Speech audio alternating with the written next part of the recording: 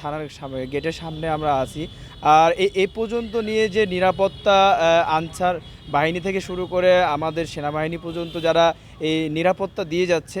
আর এখানে আপনারা দেখতে পাচ্ছেন আমার পাশে সব পুলিশ বাহিনী থেকে শুরু করে আনসার বাহিনী থেকে শুরু করে এখানে সেনাবাহিনীর যে কর্মকর্তারা আছে তাদের সাথে আমরা কথা বলার চেষ্টা করব যে আসলে তারা কিভাবে নিরাপত্তা দিল এবং এই পর্যন্ত তারা দাবি তারা এখনও কি তারা কবে থেকে নামবে বা তারা কবে থেকে কার্যক্রম শুরু করবে তাদের কাছ থেকে আমরা একটু জানার চেষ্টা করব। ধন্যবাদ।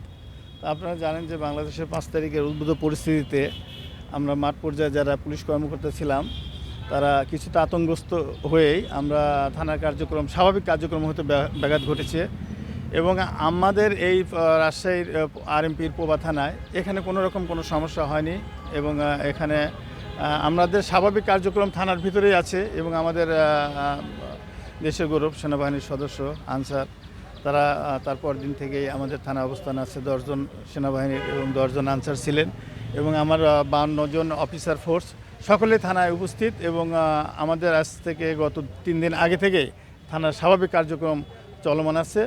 এখনও পর্যন্ত জনগণের কাঙ্ক্ষিত সেবা যেটা বলতে বোঝায় সেটা এখনও পুরোপুরি শুরু হয়নি, তবে 2-1 দিনের মধ্যে এটা শুরু হয়ে যাবে। ধন্যবাদ।